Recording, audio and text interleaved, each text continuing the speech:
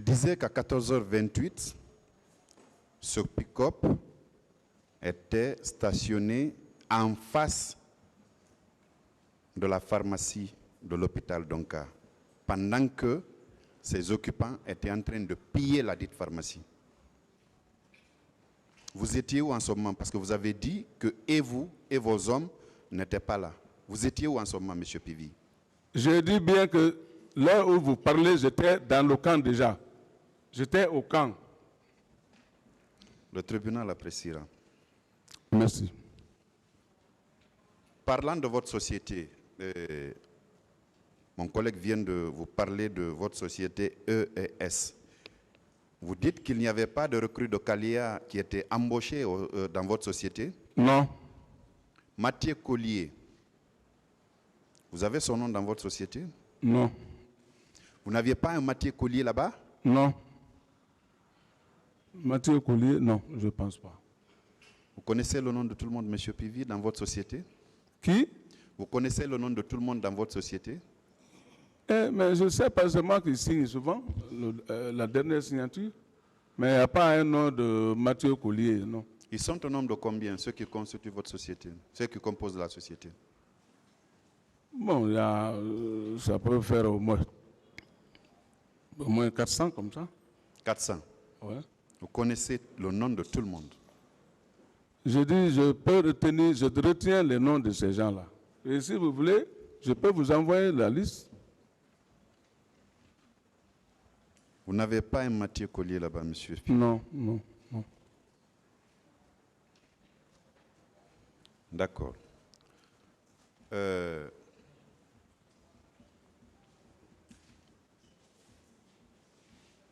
Vous êtes formel que vous n'avez pas été vu à Hamdallah le 28 septembre aux alentours de 11h. Vous êtes formel? Je maintiens que je n'ai pas été à Hamdallah le 28. Et à Bomboli, vous n'avez pas été à Bomboli aussi? Ah, Bomboli, c'est pas la route. Quand je quitte Koza, en venant vers Bambeto, sur le goudron, mais c'est là-bas que je passe, non? C'est pas le goudron? Oui, c'est le trajet. Voilà. C'est mon passage? Est-ce que vous vous êtes arrêté pour un instant à Bomboli? Non, non. Vous êtes passé directement? Non. Vous n'avez pas fait d'escale à Bomboli? Je n'ai pas fait d'escale à Bomboli. Ceci-là, ça, c'est mon quartier presque. Bomboli, ça, c'est mes quartiers. Vous vous êtes arrêté à cause à néanmoins? Non, quand j'ai quitté, je ne me suis pas arrêté quelque part. Je me suis arrêté à Bambeto où je me suis arrêté. À part de ça, je ne me suis pas arrêté. D'accord. Le chemin retour. Oui, chemin retour. Quand vous reveniez au camp, vous avez emprunté le même chemin qu'à l'aller? Non, à l'aller, j'ai passé vers 36. C'est au retour que j'ai passé vers Kagbele, Sementeri, Anko 5, Koza, Bambeto. Après Bambeto, quand vous avez, selon vous, reçu une information qu'il y a un carnage qui était en train de se faire à l'intérieur du stade, vous dites avoir reçu une information des jeunes de Bambeto, n'est-ce pas? Oui, à Bambeto. Lorsque j'ai tourné maintenant pour aller au camp, c'est là où ils m'ont informé maintenant. Très bien. Quel est le chemin que vous avez emprunté pour rejoindre le camp? Le même quand on quitte Bambeto, de Bambeto, on a passé vers l'hôtel Gbissia. Hôtel Gbissia, on est descendu, on a continué à rentrer au camp. L'ancien hôtel Gbissia. D'accord. Ce n'est pas par la route de Koza que vous êtes venu et puis vous avez bifurqué pour entrer au camp? Non, non. Non. Non. Vous pouvez aller demander les gens de Bambeto. S'ils sont honnêtes, ils diront que exactement ce jour-là, le colonel a passé ici. Parmi toutes les infractions pour lesquelles vous êtes renvoyé devant la juridiction, vous dites que vous ne reconnaissez aucune. Mais ce que je ne reconnais pas, je ne veux pas reconnaître. Je ne vous dis pas de reconnaître ce que vous ne devez pas reconnaître, monsieur. Voilà. Je demande juste si Vous savez, le tribunal vous a notifié les faits pour lesquels vous êtes à la barre de ce tribunal. Parmi ces faits-là, vous ne reconnaissez aucun des faits? Je ne reconnais pas. Rien. Je ne reconnais pas aucun des faits. D'accord. Le moment venu, nous nous chargerons de vous dire ce que chacun de vous a fait. Monsieur le Président, Merci. j'ai fini, je vous remercie. Monsieur le Président, une seule question. Monsieur Claude Pili, Président. vous dites que vous ne reconnaissez aucun fait. Je ne reconnais pas aucun fait. Vous dites que vous avez été dissuadé par le président d'Addis, pour dire qu'il y a une commission d'enquête qui doit venir, internationale. C'est ce qui vous a empêché d'arrêter le commandant Toumba. Oui, justement. Donc, vous avez confiance au rapport d'enquête internationale. Quel Vous avez rapport? confiance aux éléments contenus dans ce rapport. Le rapport que j'ai fait ici avec mon avocat. Le rapport d'enquête internationale. Vous accordez de crédit à ce rapport, aux éléments contenus dans ce rapport. Ah, moi, ce que je connais, ce que j'ai fait, ce qui est passé devant mon avocat, c'est ce que moi je maintiens. C'est ce que je retiens. Monsieur Pivi, en outre des procès-verbaux d'audition des parties civiles, des témoignages, des procès-verbaux d'audition également de témoins qui vous accablent dans cette affaire et qui font état de votre présence au stade du 28 septembre, à Koza, à Bambeto, à Amdalaï et dans les différents camps de Conakry. Je vais vous faire lecture du rapport d'enquête internationale à la page 51 qui vous intéresse, qui parle clairement de vous.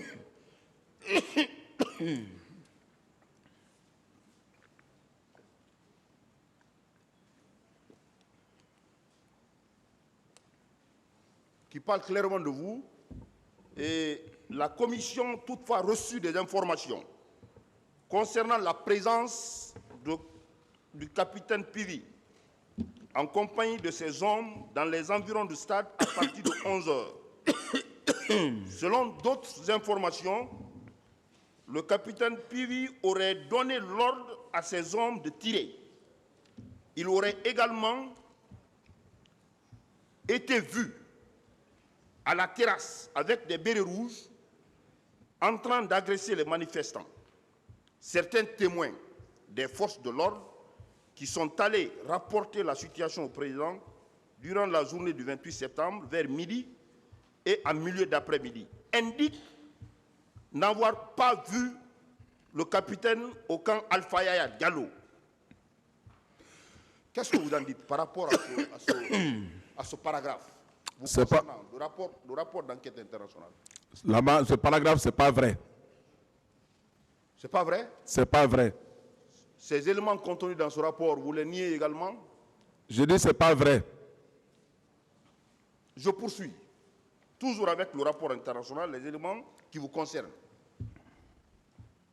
Un policier déclare avoir vu, en tout cas, le capitaine Pivi et ses hommes sur leur pick-up, en compagnie des miliciens en civil, qui passaient dans son secteur Ratoma en provenance de la ville.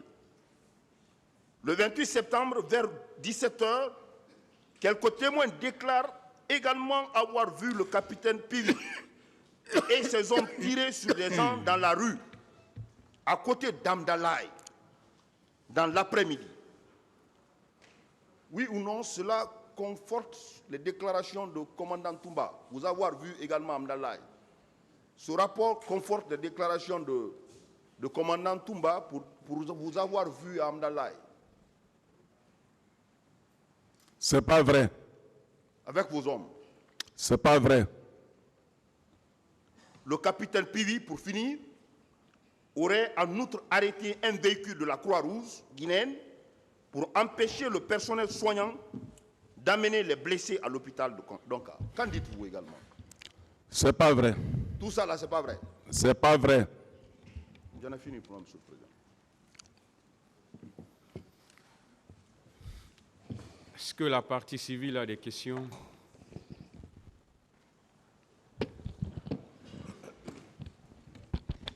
Merci, Monsieur le Président. Honorable assesseur, nous avons effectivement quelques questions, puisque au cours de l'interrogatoire de M. Claude Pivy, beaucoup d'informations ont été apportées à cette barre et qui contredisent quelquefois les déclarations qui ont été tenues par M. Toumba Diakité. Donc nous avons quelques questions de consolidation qu'on aimerait poser. Monsieur Claude Pivy, vous avez reconnu ici à la barre que votre ministère était un ministère sans portefeuille. Il vous a fallu beaucoup de temps pour admettre qu'en réalité, ce poste ne vous a été accordé qu'en récompense des efforts que vous avez fournis. Mais finalement, vous convenez avec nous que c'était un ministère, c'était une coquille vide. Qu'en réalité, ce poste de ministre chargé de la sécurité présidentielle était en réalité un bras armé du régime en place pour réprimer toute voix dissonante. Cela, je pense que le tribunal... s'il vous plaît. Oui, Monsieur le Président, j'en viens aux questions. Vous avez parlé de cette mission de Manéa.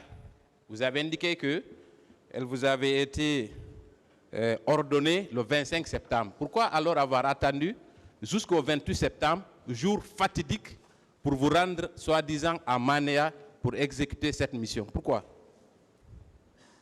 J'avais bien dit que, parce que j'avais la mission d'aller avant pour l'abbé, donc auquel j'ai bougé pour l'abbé. Donc j'ai dit que quand je quitte la mission de l'abbé, là je vais maintenant exécuter la mission là. Est-ce que ce n'est pas paradoxal que d'apprendre que des militaires incontrôlés sèment la terreur dans une ville et que vous décidez d'attendre 3 à 4 jours avant de réagir, si réellement cette mission elle est réelle? Pourquoi? Ah, mais moi je ne peux pas dire plus. Malheureusement, je ne les ai pas aussi vus en place parce que... Parlez dans le micro. Quand on dit que les gens viennent ici se regrouper, les bandits viennent ici avec des véhicules, ainsi de suite. Donc, je dois prendre un jour auquel je dois m'être bien préparé pour aller là-bas. C'est pour cela que j'ai attendu qu'on quitte l'abbé. Ce n'était pas pour vous préparer. Vous avez dit c'est parce que vous avez une autre mission, n'est-ce pas? Pour l'abbé. Donc, vous auriez dû peut-être informer le colonel Thieboro pour que lui, il prenne en charge cette mission, oui ou non? La mission était destinée à moi. Attendez, pour que je comprenne. Donc, s'il est question de bandits, c'est en fonction de la gravité, de la nature, de la personnalité des bandits qu'on vous commet ou quoi? Je dis bien, on dit que des militaires à main armée. C'est pour cela que la mission a été confiée à moi. Cela n'est pas convaincant, mon colonel, mais je vais poursuivre. On ne va pas refaire votre trajet à l'abbé, parce que vous l'avez indiqué, c'est assez flou. Commandant Toumba conteste votre présence à l'abbé, mais je vais passer. Maintenant, je vais poser la question de savoir pourquoi vous dites que quand vous êtes allé à l'abbé, le fait qu'il y ait eu du carburant au lieu du gasoil, on a mis de l'essence, ça a été le cheval de bataille de la défense. Pourquoi vous dites que cela constitue pour vous un complot contre le régime du président Dadis? Pourquoi? Oui, parce que vis-à-vis des choses qui se sont passées maintenant, je peux dire que c'était sûrement la préparation d'un complot contre le président. Parce que comment le chauffeur peut se permettre de dire qu'il a oublié de mettre, au lieu de mettre l'essence, il met gasoil à la place de l'essence.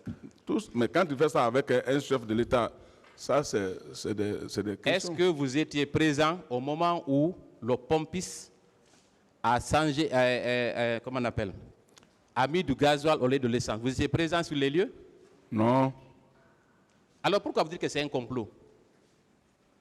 Mais non, là où on était en communication. Il y avait certains des hommes aussi qui étaient autour. Est-ce qu'il y a eu des arrestations suite à ce soi-disant complot? Ah non, on faisait nos enquêtes. On faisait les enquêtes. Ah bon? Si. Et vos enquêtes ont abouti à quoi, finalement? Ah, mais ça a abouti maintenant lorsqu'il y a eu le problème. Quand il y a eu des problèmes, là, on a compris que voilà, vraiment peut-être que ces gens-là, ce n'est pas aujourd'hui maintenant qu'ils ont commencé leurs problèmes. Alors, qui sont les commanditaires de ce complot? Puisqu'il y a un complot, il va falloir, c'est bien, il faut absolument qu'il y ait des commanditaires et des exécutants. Selon vous, qui sont les commanditaires de ce complot? Puisque vous affirmez ici qu'il y avait eu un complot. C'était qui? Mais les commanditaires, c'était le commandant Toumba, plus ses alliés qui étaient les degrés qui étaient au camp Makambo. Donc, les commanditaires, c'est le commandant Toumba et ses acolytes, n'est-ce pas? Oui, et les restes là, eux, ils connaissent. Très bien.